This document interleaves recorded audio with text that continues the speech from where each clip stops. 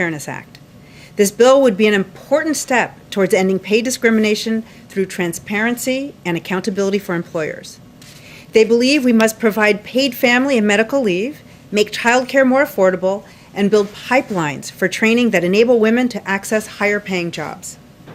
They are also committed to raising pay for childcare workers, preschool teachers, home health aides, and others in the care economy, and taking additional steps to increase wages for American workers, such as raising the minimum wage and empowering workers to organize and collectively bargain, both of which are important to reducing the wage gap for women. We have made progress. My daughter is here today. She's downstairs. And when I was her age, the gender wage gap was about 60% compared to 80%, 82% today.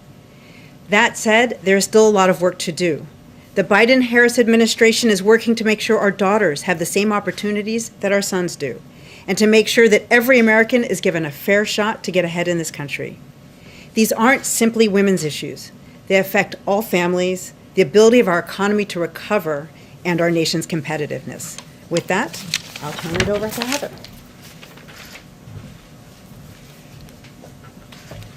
Thank you, Cecilia. So the pandemic and the economic crisis have undermined the health and well-being of women and children in the United States. There are now 4.2 million fewer women working than there were in February of 2020, in large part because of the pandemic. Millions more women have had to reduce their hours, often because taking care of the children is a responsibility that continues to fall disproportionately on women. Our economic recovery depends on us addressing the barriers that have hampered women from fully participating in the labor force. So here's the good news. The American Rescue Plan will change the course of the pandemic and deliver immediate relief and support to women, families, and their communities, critical to building a more equitable economy. The plan will increase the child tax credit from $2,000 per child to about $3,000 per child, and even more for a child under the age of 6.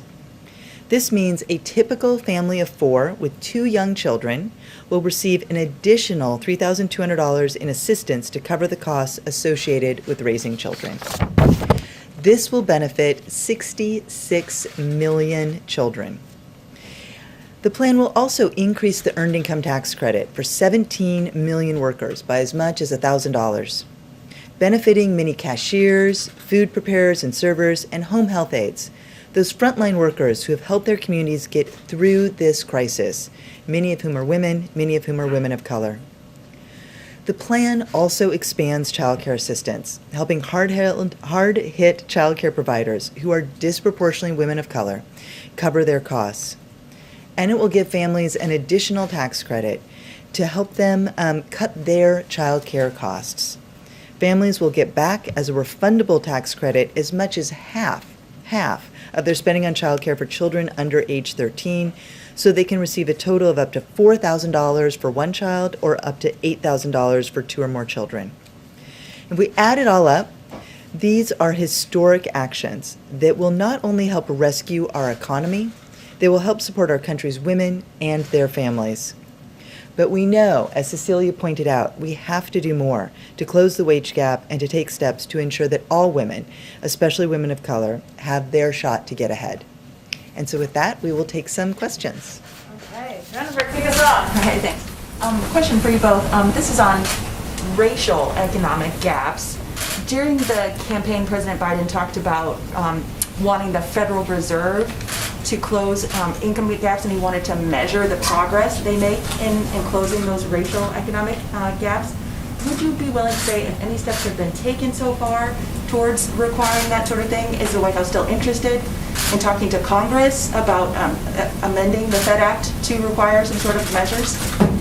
Sure, I'm happy to take that. So I can't speak to that exactly at this time. What I can say is that this administration, across the administration, we are committed to addressing the racial wage gaps and racial inequity gaps. I can say at the CEA, for example, we are using data to understand the impact of all of our policies when we study what's happening in the economy. We want to look at how it's not just affecting the average, but looking at all groups. And I would also mention that when Chairman Powell testified yesterday, I think it was just yesterday, and last week, he pointed to the fact that as the Federal Reserve is doing its monetary policy, it is looking not just for the average unemployment rate to change, he is looking to see that the economy is doing well for everybody. So, we are very aligned in that. Go ahead. Thanks for doing this. Josh Boak with AP. Lots of Americans thought educational attainment would close the gender wage gap and racial inequality. But in fact, if you look at college grads, the gap widens between men and women. Some of that is due to age, but what are the factors driving here? Why hasn't educational attainment delivered more? I'm happy. Yeah, so, educational attainment was actually very instrumental in making some of the gains between my daughter, the wage gap when I was coming up and my daughter. So we know that women getting higher years of schooling was very important in the early years. But now we know that women on average are getting more schooling than men.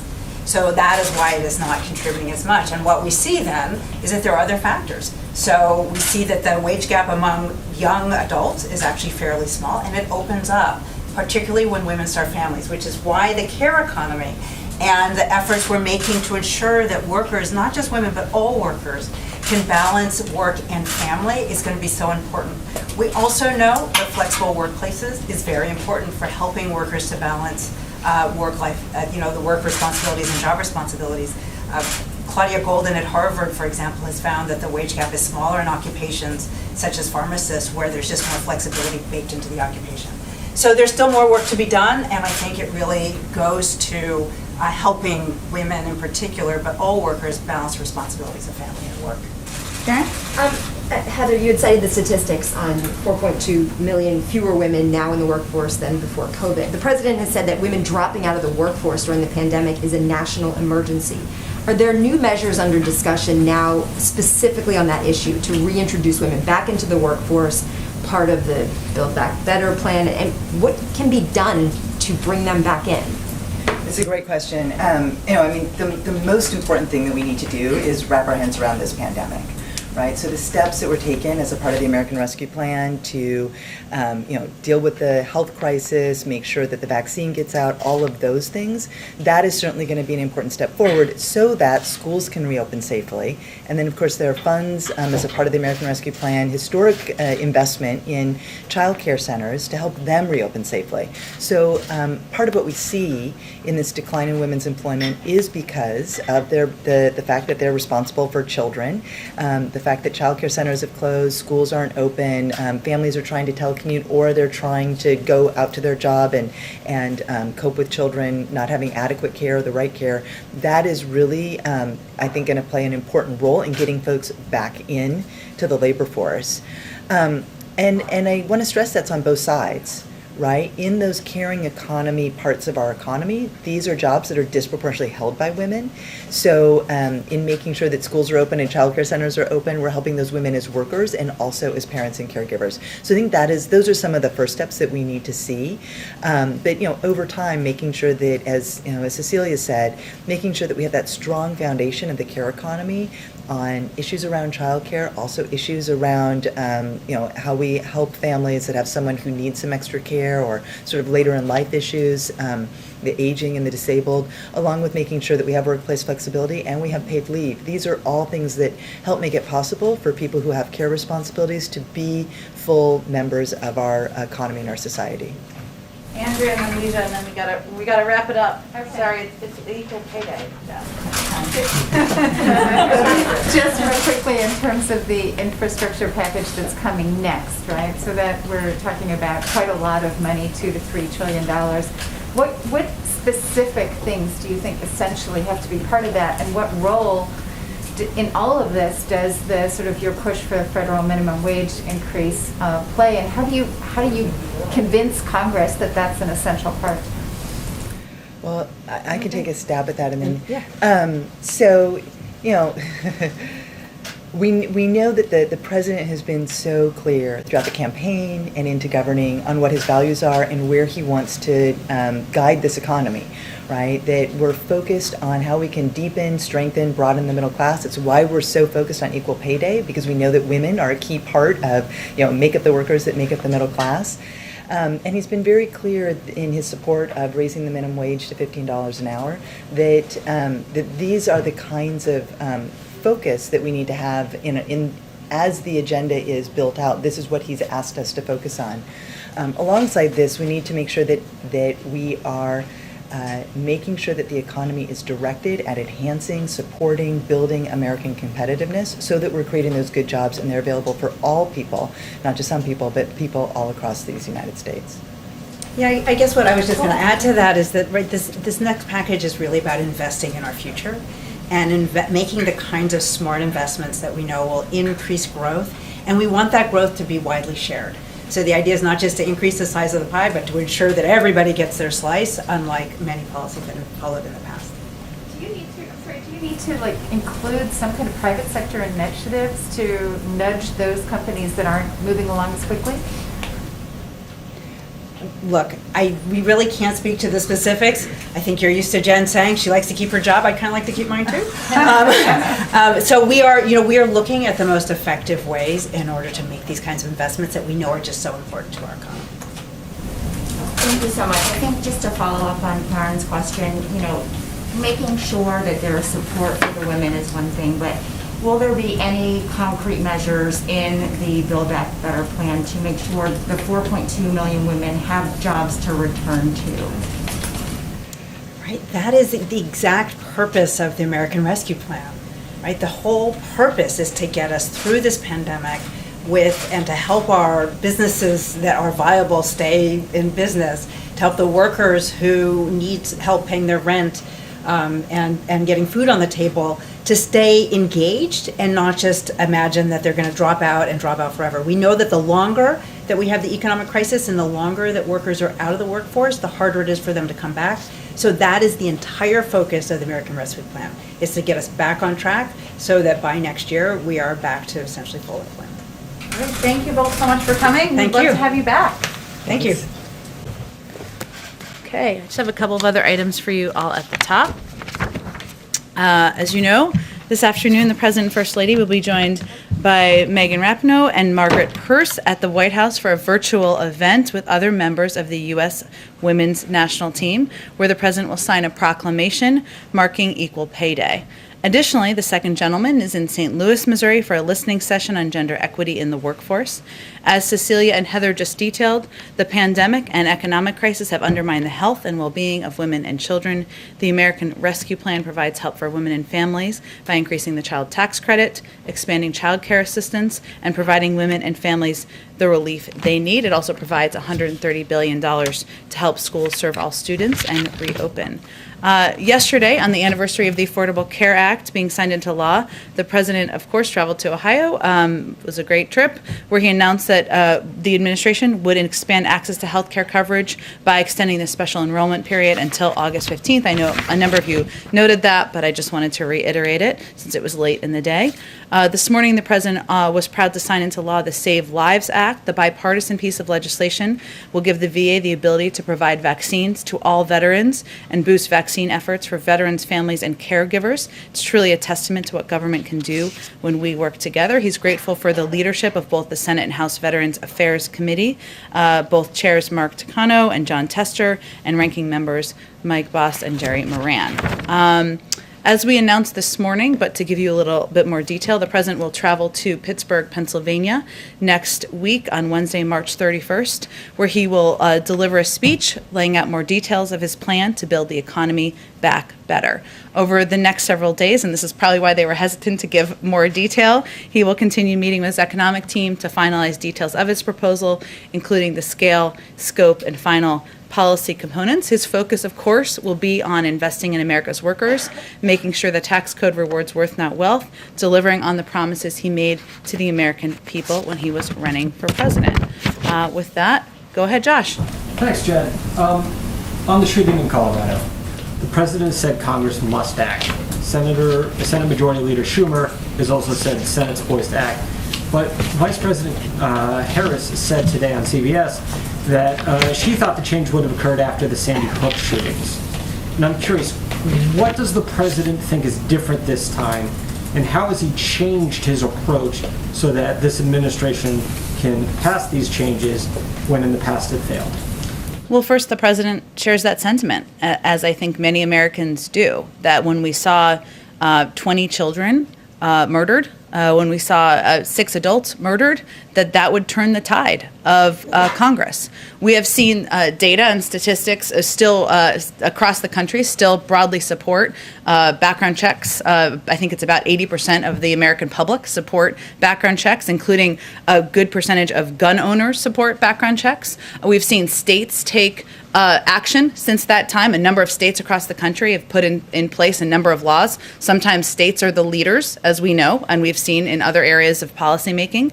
But I think the president, who has been in public life and public office for 50 years, more than 50 years, would be the first to tell you, if he were standing here, that just because you don't get the policy making, the legislation done the first time, it doesn't mean you quit trying. And certainly tragedies like we saw earlier this week, like we saw last week, mass shootings that are killing innocent lives, leaving family members without their loved ones, is a reminder of how important and vital that is. He has talked about, as he did yesterday, the importance of working with Congress. I know the vice president touched on the fact that if we want something to be permanent, if we want it to be lasting, we need it to be legislation. He certainly believes that. But there are also executive actions under consideration that we will continue working through internally, and there's lots of levers you can take, obviously, as president and vice president. And then secondly, today's the first chance for many in the media to see the situation on the southern border at government facilities. Yeah. This is the first step at transparency. What else can we expect with regard to that, so that we can evaluate the situation and present it to the public? Well, first, as you noted, I know all of you have covered this, but just to kind of reiterate where we are here. So there's a delegation of members of Congress and White House officials who are traveling to the Office of Refugee Resettlement at Carrizo Springs and the influx care facility there. There is a network pool camera that will be a part of this journey, which will be which will ensure that there's network pool coverage, or network pool footage, I should say, that is provided to all of the networks, so that you can all see as the media for yourselves and be able to provide analysis on that B-roll footage. And we are also remain committed to transparency, and will continue to work with agencies on creating avenues for media access to and visibility into these facilities. So I think our balance is, of course, privacy, as you all know. It is also that we are in the middle of a pandemic, and that these facilities, of course, can't become forums for media access all day long, every day. I think we all agree on that balance, but we will continue to look for ways to increase transparency and provide additional access and fulfill requests. Go ahead. Thank you, Jen. A couple questions on guns and Sure. then AAPI representation. At what point would President Biden consider taking executive action instead of waiting for Congress to wait? In other words, how many measures would have to fail before he stepped in? I think he sees it as vital to take steps on 2 tracks, because congressional legislation, as the vice president conveyed this morning, obviously has a more permanent, lasting impact. Executive actions are, of course, an important lever that every president has at their disposal. There's current discussions and analysis internally of what steps can be taken. That has been ongoing for several weeks, even before these 2 recent tragedies, he looks forward to getting an update on and seeing what can be moved forward on that front as well. So he's not waiting for anything to fail, is really the answer to your question. What executive actions do you think he's most likely to take? It's a great question. I have it myself as well, but it's an ongoing policy process internally. I will say that his view, the vice president's view, and our policy team's view is that it's not just about addressing gun access. That's important. And obviously there's legislation that's under consideration on background checks that they both strongly support. They want to see move forward. It's also about addressing community violence and a range of issues that are root causes and kind of lead to the deaths and the impact that we're seeing that's so troubling. Got it. Thank you. And then on the other issue, the White House had conversations with Senators Duckworth and Hirono. I think one concern that they have brought is the question of who is advising President Biden from the AAPI community as we see this surge of violence. I know Ambassador Rice and Cedric Richmond are leading the engagement efforts. who in the AAPI community is having direct conversations with the president about what's unfolding? Well, you mentioned Cedric and Susan Rice, who have been doing listening sessions for some time, and obviously those will continue to pick up.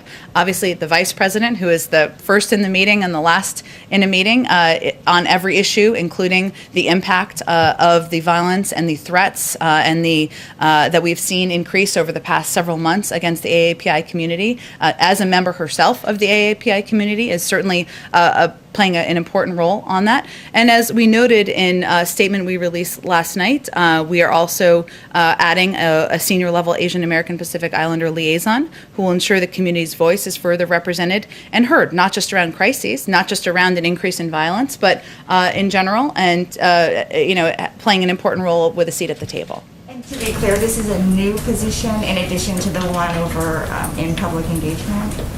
This is the one that we announced last night. Okay, so it's going to be a new senior level position? Yes, Addis, yep. Mm-hmm. Will this person also have a policy portfolio, or will it just be mainly outreach?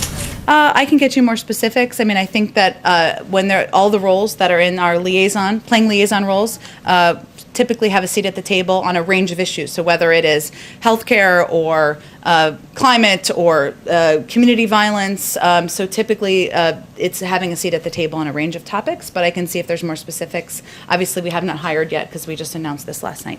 Go ahead. To follow up on Yuja's question, on the president, we were talking yesterday about executive action on gun reform, but the president also was making it clear he wanted to see Congress act. He said that several times. Yes. Would he propose his own gun reform plan that he would present to Congress, as we've seen him do on the COVID relief plan and what we anticipate coming on the economic plan? Would this be something that could originate here and not wait for Congress to move? You know, Karen, I think it's a great question. There's obviously a lot of pieces of legislation that have been proposed. There's these 2 background check bills that have moved their way through the House. There's also legislation that's been proposed by Senator Feinstein, Congressman Cicilline, that addresses some banning an assault weapons ban, which is something the president worked to pass in the 90s when he was in the Senate.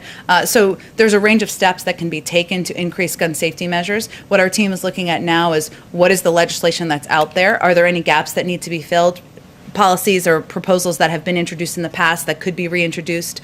So I don't have anything to predict for you on whether there'd be something independent. I think we're looking at what a number of passionate gun safety advocates on the Hill have already introduced to see where we can help push the boulder on that.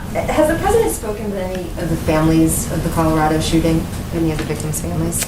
I don't have any calls to read out for you. He is somebody who obviously has a deep connection to loss, and we don't always read out those calls. I can check and see if there's anything that he has done that he'd be comfortable conveying to all of you. Can I just do one more? Sure, go ahead. Could you give us an update on progress from the Family Reunification Task Force? Have there been families, children reunited back with their parents? Where does that stand right now? There have been, and a lot of that has happened through lawyers and outside groups and the NGO community that plays an incredible role here. There will be an update provided at day 120 that will be more of an official report and update out of the Department of Homeland Security.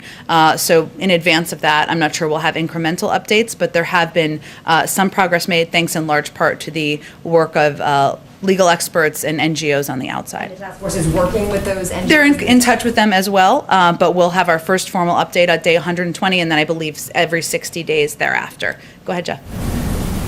Jen, why did the president wait until there was another shooting, until he addressed gun violence in America? He actually addressed it. We put out a statement in his name on the anniversary of in early February, the anniversary of the shooting in Florida. So he has addressed it before, and certainly has addressed it even as president, and will continue to address it as president. And as you know, Jeff, from covering him in Congress for a long time, this has been a passion of his, putting in place gun safety measures throughout his career. That's why he fought to get the Brady bill passed, why he fought to ban assault weapons, why he was the lead in the Obama-Biden administration in putting in place more than a dozen executive actions to make it safer for our communities, and it's something that he will continue to work on as president. Of course, he knows, though, that the president's bully pulpit is unparalleled, and yet it took him until more than 60 days into his presidency to talk about gun violence on camera in America. What does that say about his commitment or how much political capital he's willing to spend on this issue? Well, I first would say that anybody who has been following the tragedies and the shootings that have happened in our country over the past several years, if not decades, knows that this is an issue the president is deeply committed to, and his career is evidence of that. And I don't think anyone who's an advocate is looking at how many words he's spoken. They're looking at what his background has been, where he has fought the fights, and he has fought the fights on the Brady bill, on the assault weapons ban, on getting legislation passed. It wasn't successful, as was alluded to earlier in a question. We know that. But this is something he's going to put his shoulder into. He's going to work with members of both parties. He's going to certainly advocate for. And I think for those who have survived gun violence, for those who've lost family members, they're really looking for action, and they're really looking at the record that he has over the course of the decades of his career. If I could follow up on the question on the border.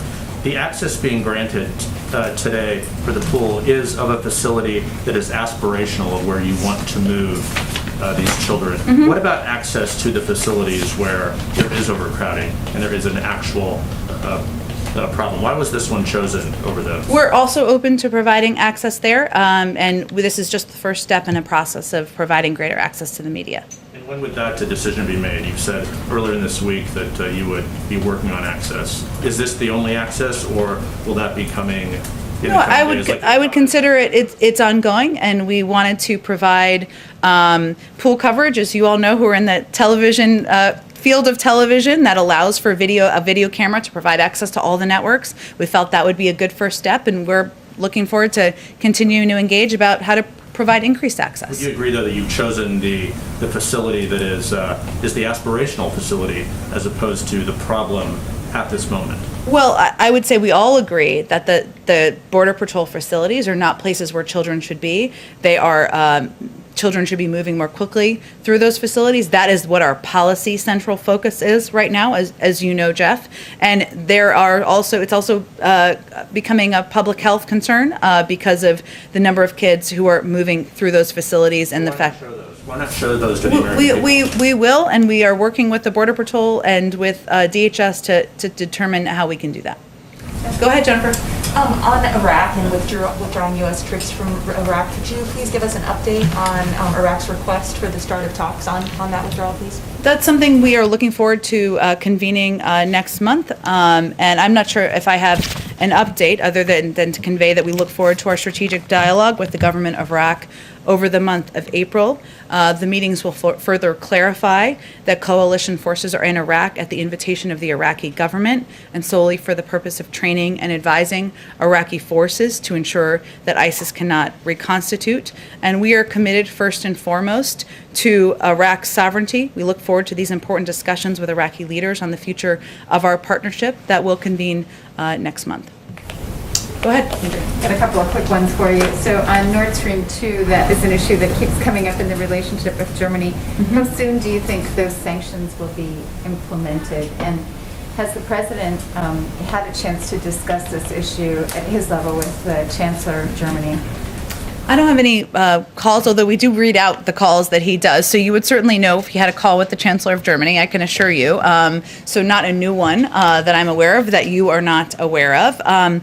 We continue to believe it's a bad deal. I don't think we have an update on our policy position beyond that. Okay, and then 14 states have now sued the administration over the oil and gas, over the policy on oil and gas leasing. What do you say to that, and how do you move beyond that? I mean, how do you, I realize there's a legal process, but how do you get your point across in this legal environment? Well, I would say first, oil and gas jobs aren't going anywhere. The outgoing administration flooded the oil markets with cheap federal leases. This will not affect oil and gas production or jobs for years to come. And what President Biden has pledged to do is invest to create jobs and ensure America leads the clean energy revolution, which is where the industry is largely going anyway, where there is the greatest opportunity for job creation. He wants to create good-paying union jobs, and that's something he believes and he's committed to doing. I think there's a lot of there is some misinformation out there about what this means, which is why it's not, I'm not saying from the media, I'm just saying in general. And again, there are oil and gas jobs that are out there. The existing leases will continue. He's really talking about future leases. And then just one more on the gun issue. I know this is kind of a crazy question, but it's always a good lead-in when it's a crazy question. It's quite a lead-in. given the history of people trying to enact gun control Yeah. legislation in this country, is there some consideration to taking a look at the Second Amendment and just addressing it from a sort of the underlying constitutional right to bear arms? Is that something that the president feels needs to be called into question so many years after the revolution? No one is talking about overturning or changing the Second Amendment. What our focus is on is putting in place common sense measures that will make our community safer, make families safer, make kids safer. The majority of the American public supports background checks.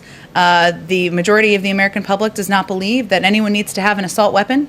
So that's really what our focus is on at this point in time. Joe Manchin is not in support of this. Once again, you have a Democrat, a member of the president's own party, who is already signaling that he will not support that. You have a very slim majority. Can you convince Republicans to support this legislation so that you can work around a Democrat that's not supporting it?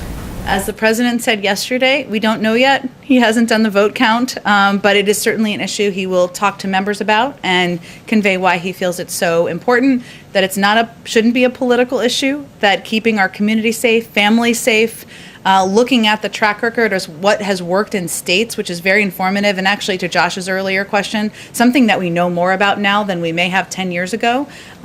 So he will be conveying that to members he's communicating with. Go ahead. Two questions. Following up on Weeja's questions about representation, the Biden administration is the first in 20 years to not have an Asian American lead one of the 15 executive departments in the cabinet. So how does the White House square that fact with the president's pledges to make this the most representative, most diverse in history?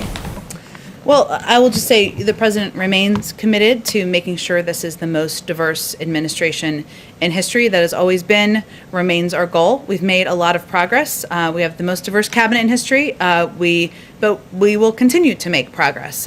We have AAPI staff at senior levels and at all levels of the administration, and we will continue to work to find ways to elevate AAPI voices at the highest level of government.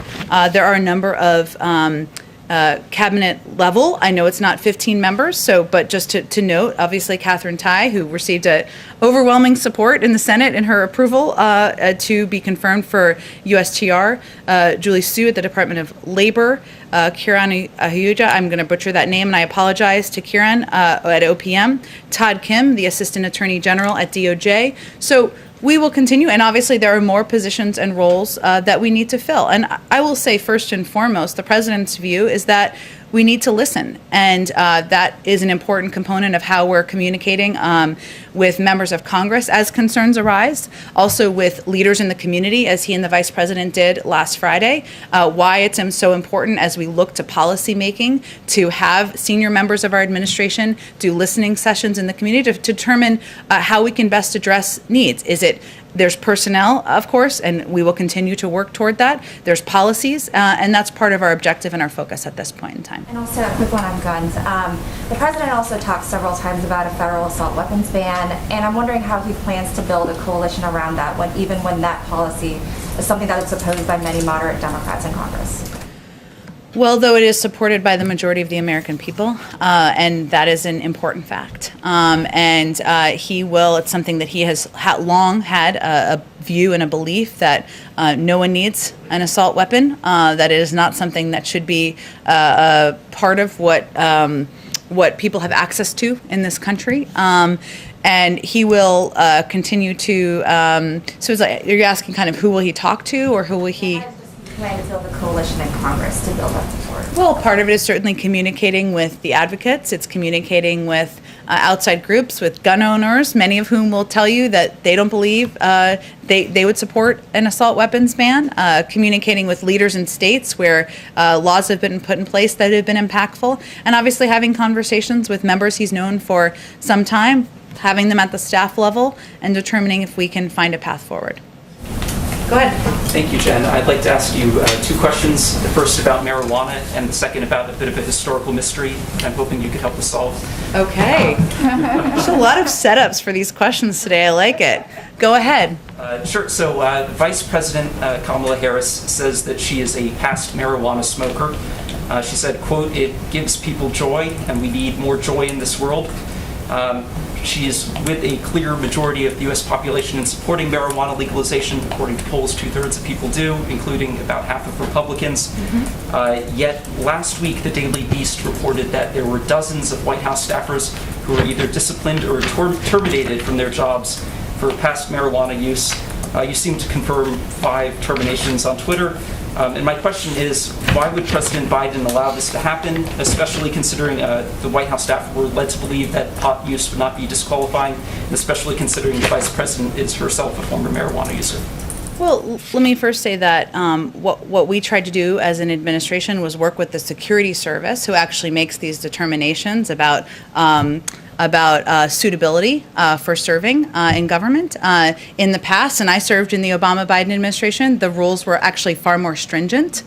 So that isn't about anyone's personal point of view. It's about working through the process, the history, and modernizing it and taking steps to address the fact that marijuana is legal in a number of states across the country. It is still illegal federally, right? We know that. There were, as I noted, I think in our comment last week, 5 individuals who are no longer employed at the White House. A number of them, there were other security issues that were raised. And that's an unfortunate conclusion, of course. But what we tried to do is enable additional members of the team who would not have been able to continue serving in past administrations to continue serving by updating our policy in coordination with the security service. Follow up on that. Surely President Biden could, implement changes here unilaterally and just say that these people can come to work for him. Well, I think if marijuana was federally legal, that might be a different circumstance. But I don't think I have any more for this on you. On this for you. Go ahead. Do you have any more data on the number of people impacted other than the 5 people who were terminated? I don't have any more data for you other than to convey that there were a number of people who would not have been able to serve in past administrations, and because of our efforts to modernize and work with the security service, they're able to serve. Did you have another question? Yes, I did. Okay. This is as I set it up, a bit of a mystery, and I'm sure that you've inquired about this yourself. And, okay. Where's the cat? No, it's not that. Okay. So there was a report last year from the Senate Finance and Homeland Security Committees. It claimed that the wife of Moscow's former mayor paid a company associated with the president's son $3.5 million. There was no explanation for this alleged payments, and I'm wondering if you could tell us if that claim is accurate, and if so, what the $3.5 million was paid for. Not familiar with that claim. Doesn't sound like it's backed up by a lot of evidence. If you have evidence or specifics, happy to discuss it further. Committee's report. So you haven't asked about this, or? I'm not familiar with the report at all. Go ahead. Thank you, Jen. With the May 1st deadline looming, when do you expect to hear from the President about the timing on withdrawal from Afghanistan? It's a good question. As you may know, Secretary Blinken is currently in Brussels and talking with our NATO European partners. He did a press avail, I believe it was yesterday, but let me reiterate a couple of the points he made, and then I'll get to your question. That our focus right now is for him to share some of our thinking with our vital NATO partners, consult with them, hear from them on where they see things going, where they want things to go. That, as the president had said last week, it's tough meeting that May 1st timeline, and the Secretary of State reiterated that in his remarks as well. Whatever we do will be informed by our allies and partners, but the president is currently discussing, of course, with policy team members on what is possible, and hopefully he'll have an update soon, but I don't have a timeline on that for you. An announcement this week? I can't give you a timeline. It's really up to his own decision making and when he's prepared to talk about that publicly. Go ahead. Thank you, Jen. I have a couple of foreign policy questions. I understand the administration has already supported COVAX, is working with the Quad to ramp up production, working out details with Mexico and Canada, but where is the president's position on the request by more than 55 countries, as well as some Democratic lawmakers, on making vaccine patent through the WHO, giving a waiver to that? Well, the top priority of the president's and of the United States is saving lives and ending the pandemic in the United States and, of course, around the world. That includes investing in COVAX, working with partners, as we announced with the Quad, to produce 1 billion vaccine doses to surge vaccine production and delivery, as part of rebuilding our alliances, we're exploring every avenue to coordinate with our global partners and are evaluating the efficacy of any measure by its true potential to save lives. So that's how we're looking at it through the prism. There are a number of steps, a number of ways we are engaged in addressing the global pandemic through the global international community, and we'll look at a range of options. But I don't have any update for you on the patent question. As a general principle, do you believe that protecting American innovation and intellectual property of pharmaceutical companies outweighing the benefit of moving faster towards a COVID-free world? Sure, I absolutely understand your question. What I'm conveying is we look at every option through the prism of whether it will save lives and how many lives it will save, and try to put our resources and efforts into those that we think will be most effective. Obviously part of that is through engagement with the WHO. I mentioned our Quad partnership, our meaningful contribution to COVAX, and of course, when we can, we will share vaccines as we have already, as we're already doing with Canada and Mexico, but we're looking at a range of options. Right now, our focus is on continuing to address the pandemic that is ongoing in the United States, given 1,000 people are still dying every single day. Another foreign policy question, please. So, can you comment on media reports on whether the administration is considering joining a group of South American nations to push back against Chinese illegal fishing? How big of a problem does the administration see this kind of Chinese practice of distant water fishing? And would this be something that you would consider with other regions, including Southeast Asia and Africa? Sure, it is a challenge and a problem, and one that we're watching closely. And for others who have not been following this issue as closely, it is an issue of overfishing in certain parts of the world. It is something our national security team is certainly watching and following closely. I can see if there's more specifics on their engagement to update you on. One domestic question. Go ahead. The question on vaccination for federal government employees. I mean, so far it's been pretty much where they live, right? I mean, if you're in DC, you follow DC rules, Maryland, and so forth. Is there any other kind of consideration from the White House to just expand access to vaccines for federal government employees? It's a great question. I'll have to check with our COVID team. Obviously, everyone will be eligible in just over a month, including our government employees. And DC and Virginia have already made that commitment, maybe Maryland too. I don't want to leave them out. So that is good news for every federal government employee, but I can check and see if there's more specifics across the administration about our approach. Go ahead in the back and we'll go back. A couple of questions. First, I wanted to ask about voting rights. The Senate right now is debating its own version of the For the People Act. Yeah. There are a few hang-ups with it in the chamber. I was curious how much emphasis the president plans to put on this, if he will be reaching out directly, or if there's a team from the White House that's working on this issue. Yes, I would say we're very engaged, closely engaged on S1 that is being negotiated, as you said, and there are changes being made, which we fully expected that there would be, as a number of senators, I believe, have alluded to that being a possibility and things they'd like to see changed. So it's working its way through the process. We get regular updates. Our legislative team does, and we remain very closely engaged. And I wanted to ask, Leader McConnell has said that he hasn't been invited to the White House and he hasn't had a direct conversation with the president since the inauguration. I think he corrected that statement. I was curious, because I know previously Leader McCarthy had said that he had tried to reach out to the White House to get an invitation here.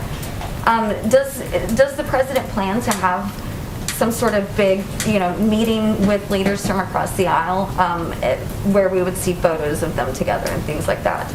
I'm sure he will. We obviously have been limited on COVID to any events in the East Wing, and at this point we'd be very much in the Easter egg roll preparations, which of course we will not be, but obviously more important, substantive, vital meetings than that. He's had a number of meetings, bipartisan meetings in the Oval Office. He will continue to do those. Those have often been constructed with committee chairs or members with specific jurisdiction. He has a long friendship with Leader McConnell. He has spoken with him. He speaks with him regularly. We're obviously not going to read out all of those calls. I expect that will continue. I wanted to ask, we've been seeing a lot of images of spring breakers, especially in Florida, and I was curious how aware of that the president, if he's being updated on that regularly, and if he plans to make any sort of address or public appeal to people on the issue. Well, we do watch that closely. The president is briefed regularly by his COVID team, and of course, he has seen the news coverage, thanks to all of you, of spring breakers who have been gathering in far too many numbers. There, of course, were steps taken locally in response to this. We also watched that closely. I'm not sure. I don't have anything to preview for you in terms of him addressing spring breakers publicly. I will say that his message, broadly speaking, is that we are still at war with the virus.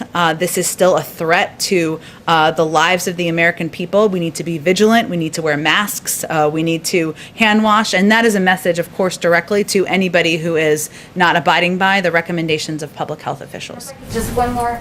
Do you have any update on the president's plans? Will he be traveling to Boulder? I don't have any updates on that. As you all know, this tragedy only happened just about 36 hours ago, and obviously that would be done in consultation with local officials who I know are still digesting the events and in their community, working on healing in their community. I can note, since you reminded me, he did speak with the mayor this morning as well, and he had spoken with the governor yesterday, and will remain in close touch. But let me just go to the back, and then we'll come back. Go ahead in the back, Lal. Thank you, Jen. Last week, Secretary Blinken and NSA Jake Sullivan had a meeting in Anchorage with Chinese counterparts. Have they given a briefing to the president on the China policy? Has it changed any China's policy of the Biden administration? I know that the president has spoken with Secretary Blinken and National Security Advisor Jake Sullivan since their return. I don't have any. Obviously, they talk about a range of national security issues, ongoing policy processes that are ongoing. We're currently taking stock of where we are, which includes close consultation with allies and partners. As I noted, Secretary of State is in Brussels currently on the way forward, and we'll continue to work with China going forward when it's in the interest of the American people. So we're in consulting internally, consulting with our partners and allies, and that's really the stage we're in at this time. I have a question related to legal immigration. When Vice President was a senator, she supported the cause of EAD, Employment Authorization Cards for H4 and L2 visa holders. Now these guys are saying, most of them are women basically, they're saying there is very long delay in issuing EAD cards for H4 and L2 visa holders. Some of them have also went to the court. What is your, why there is delay in that? I think part of the reason we want to push for action on immigration on the Hill is to move forward with expediting the processing and doing that on several levels, including a number of the visas that you just introduced or just conveyed. So that's part of the reason why we think that's such an important piece to move forward on. A final one. Number of Indian American doctors whose job is to treat patients during this COVID era, they are on the Hill protesting against and demanding elimination of country quota for green cards. I know the White House has sent a legislation to the Hill and that talks about that, but they're still protesting against and faster implementation of that passage of the bill. What is President's message to those doctors? I think the president would reiterate that he believes that there should be faster processing, that our immigration system is broken at many levels and of the system, and that he is eager for Congress to move forward with action there. Okay, two in the back. Go ahead. Thanks, Jen. I'm back on guns. You mentioned bipartisan meetings. I'm wondering if you could give a little bit more of a sense of the president's engagement with Congress on gun legislation specifically. Does he plan to have a bipartisan meeting on that at the White House? And has he spoken to Senator Manchin at all about his opposition to that background check bill? I don't have any meetings to predict. Obviously, this is an issue that there are a number of passionate gun safety advocates on the Hill, as you well know, who have strong views about what the path forward should look like. So I have no doubt that he has discussed this issue with them over the course of the last 2 months of his presidency. As it relates to the tragedy of Tuesday night, he was, of course, in Ohio all day yesterday with a very full schedule. So he didn't have any calls yesterday, but it's something that he will continue to look for ways to engage, to discuss, to advocate for action moving forward. And is there an update on his joint session to Congress? No update yet. We have a speech coming up next week, and we certainly he remains interested in and committed to doing a joint session. We remain engaged with them, but I don't have an update on the specific timing. And if I can just ask one more from one of the reporters in the pool who couldn't Go be ahead. here. There was an Axios report today that he met with historians to discuss how aggressive he could be on his economic agenda, among other topics. I'm wondering if you can confirm the meeting and maybe tell us who was involved and why he felt the need to meet with historians on this. I will tell you, presidents love historians. I know this from this is my second president working for, I think it's important to learn from what worked and didn't work in the past, and gain perspective from people who study that. He did meet with historians a couple of weeks ago. I don't have the list of names in front of me. I can see if there's more details we can provide. And really, it's meant to have an open conversation about the challenges our country is facing, and looking back at history. And it's a moment to step back and reflect and use it as lessons moving forward.